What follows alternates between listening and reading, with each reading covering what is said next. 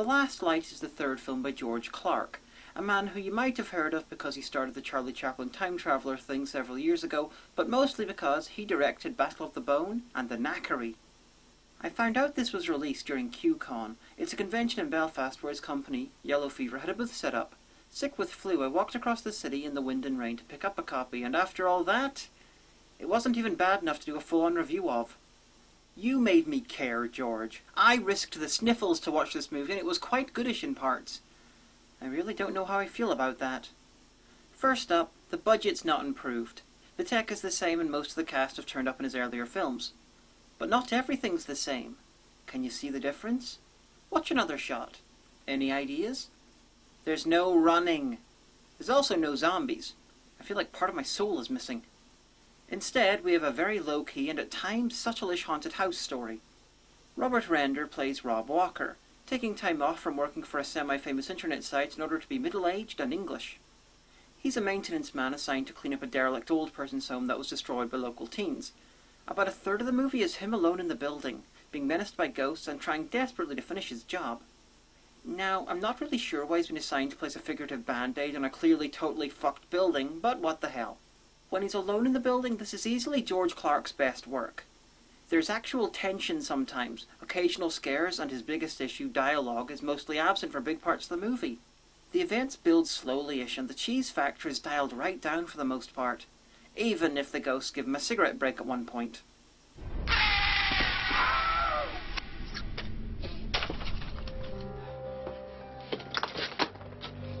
Which is a bit silly. Think of this as a very, very low-budget version of Grave Encounters with one guy, and you're not that far off the mark. It's not a found footage movie, but several shots look like they were done with night vision cameras.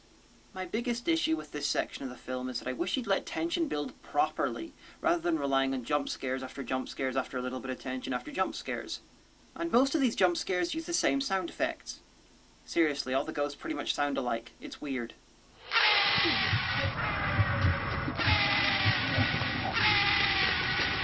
About 3/4 of the way through, Rob meets up with the kid who survived the knackery. They start having conversations and, well, the film gets much weaker. And I have the sad duty to inform you that that's not the film at its weakest. Running parallel to the main story of Rob in the house is the story of his wife and her sister. Hanging out, talking, excitedly awaiting his return so they can go on holiday, and oh dear. They're like the worst elements of Battle of the Bone given their own movie, minus the running and zombies. It's like Mr. Clark wanted to showcase his dialogue for some reason. They're both played by nurses from Battle of the Bone, and they've not really improved since then. Anyway, Rob's wife's sister knows that the place Rob's working at is haunted, that the ghosts are angry and do not want to be sealed away. So she knows they're going to first try and scare him, and then hurt him, and finally kill him or something. Why does she know this? Sister-in-law powers. You know, there are some people I'd accept as an expert on the supernatural in a movie. They tend to be Dan Aykroyd-shaped. But regardless, they're never shaped like a middle-aged woman from Belfast. But maybe I'm just a terrible person. Anyway, they have to save the day. Yeah! Or, well, they can talk a lot about spirits while attempting to save the day. Hold me! Shut up, I'm holding you. Oh, God, you old this bloody shit. Why, how many times have we decrossed through windows, Granny? Quiet now. We're not going to go too far. These two are the cavalry. The ending is sure to be very happy indeed.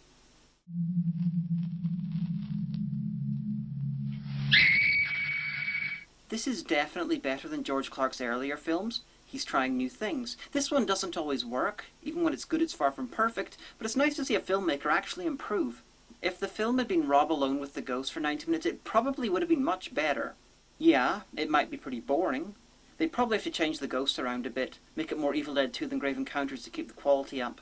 But even if they kept the same repetitive and basic scares, it maybe wouldn't have had Mrs. Cannot Act and Sister Exposition, even worse at acting, interrupting the not great but far from utterly terrible horror every few minutes.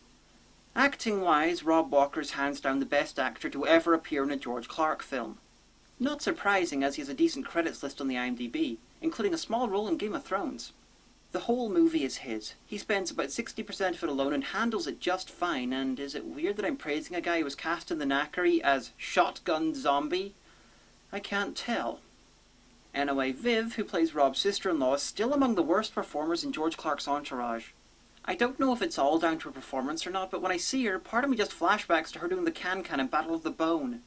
The wife is better than the other one, but less memorable. Probably because she was the nurse who didn't do the can-can in Battle of the Bone. George Clark's next movie is called Splash Area, and I'm looking out for it. I've heard it's a slasher movie, so will it be a Nanoview or a full-on review? We shall see. I'm glad George is continuing making movies, and I'm still holding out that he'll do something great one day. That was a Nanoview. It was small and imperfectly formed, but hopefully you heard about a new movie.